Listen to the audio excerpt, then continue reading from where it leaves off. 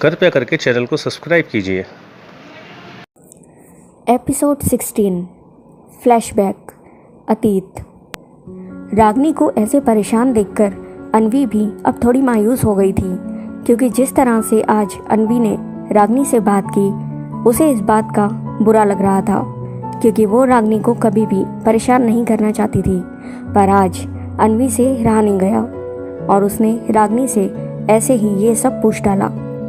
अनवी को अब ये भी पछतावा हो रहा था कि उसके इस व्यवहार से और उसके यूं अचानक ऐसे सवालों से रागनी को कैसा लगा होगा, क्योंकि उसकी परवरिश रागनी ने ही की है।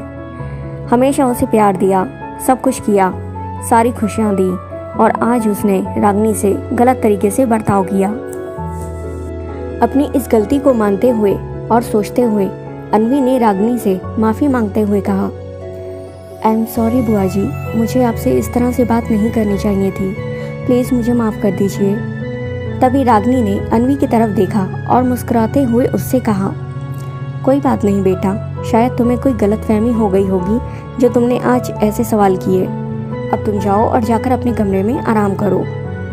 यह कहकर रागनी अपने कमरे की ओर चली गई और कमरे के अंदर जाकर उसने अपने कमरे का दरवाज़ा बंद कर लिया। अनवी अभी भी वहीं खड़ी होकर रागनी को जाते देख रही थी। उसने मन ही मन खुद से कहा, हो ना हो जरूर कोई बात है जो वो मुझे बताना नहीं चाहती, वरना मेरी बातों को सुनकर बुआ जी कभी इतना परेशान नहीं होती।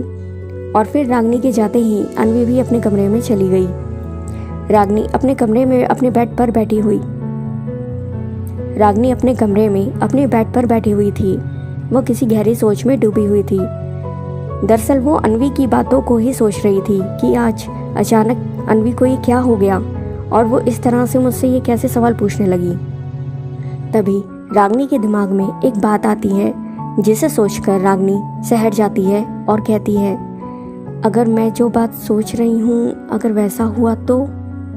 इतना कहकर रागनी एकदम से खामोश हो गई, उसके होश उड़ गए और फिर वो आगे कहती है, नहीं नहीं नहीं नहीं, ये नहीं हो सकता। फिर वो सोचती है कि एक ना एक दिन तो ऐसा होना ही था।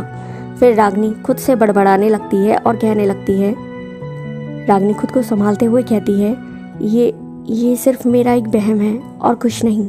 अपने बेड से उठती है और अपने वार्डरोब की तरफ जाती है और उसमें एक लॉकर खोलकर उसमें से एक फ़ोटो निकालती है और उसको अपने बेड पे लाकर बैठ जाती है।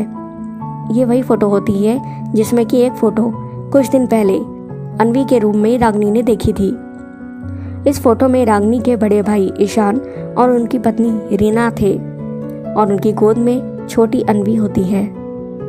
इस फोटो को देखकर रागनी थोड़ा इमोशनल हो जाती है और कहती है, भैया प्लीज़ मुझे माफ़ कर दीजिए। आप जो जिम्मेदारी मुझे सौंप कर गए थे, मैं उस जिम्मेदारी को नहीं निभा पाई। ये कहते ही रागनी की आंखों में आंसू छलक पड़ते हैं और फिर वो आगे कहती है, भैया आज अनवी ने मुझसे कुछ सवाल किए और मैं उसके किसी भी सवाल का जवाब नहीं दे पाई और ना ही कभी दे पाऊंगी, क्योंकि आप भी जानते हैं इसकी वजह क्या है। मैं जानबूझकर अनवी को किसी खतरे में नहीं डालना चाहती, क्योंकि वो सच बहुत ज़्यादा खतरनाक है। इसके बाद फिर वो आगे कहती है, प्लीज़ भैया मुझे बताइए मैं क्या करूं, मुझे कुछ भी समझ में नहीं आ रहा, प्लीज़ मेरी मदद कीजिए। फिर रागनी अनवी के बारे में सोचने लगती है और फिर रागनी खुद से बड़बड़ाने लगती है और कहने लगती है, मुझे माफ़ करना अनवी बेटा, तुम जो कुछ भी कह रही थी वो सब सही कह रही थी और एक ना एक दिन ये होना ही था, पर मैं क्या करूं, मैं चाहकर भी तुम्हें कुछ नहीं बता सकती। रागनी बहुत ज़्यादा इमोशनल हो जाती है और बस उस फोटो को देखती रहती है और कहती है, भैया मुझे आज भी वो दिन याद है जब। इतना कहते कहते रागनी रुक जाती है और अतीत की यादों में खो जाती है। रागनी को वो दिन याद आता है जब एक दिन बहुत तेज बारिश हो रही थी और भयंकर तूफान आ रहा था। हर तरफ पानी ही पानी था। ऐसा लग रहा था कि जैसे बाढ़ आ जाएगी। लोग इधर उधर भाग रहे थे। तेज बारिश के साथ बिजली गरजने की भी तेज आवाज़ें आ रही थी। आधी रात का समय था। रागनी घर में अकेली थी और वो घर में अपने कमरे में सो रही थी कि तभी अचानक किसी ने दरवाज़ा खटखटाया। तभी अचानक रागनी की नींद एक झटके से टूटी और फिर वो घड़ी की तरफ देखने लगी। घड़ी में रात के 2 बज रहे थे। तभी रागिनी को फिर से किसी के दरवाज़ा खटखटाने की आवाज़ सुनाई दी।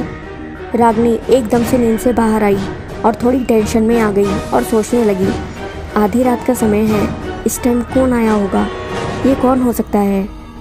रागिनी ये सब सोच रही थी कि एक बार फिर से दरवाज़ा खटखटाने की आवाज़ आई।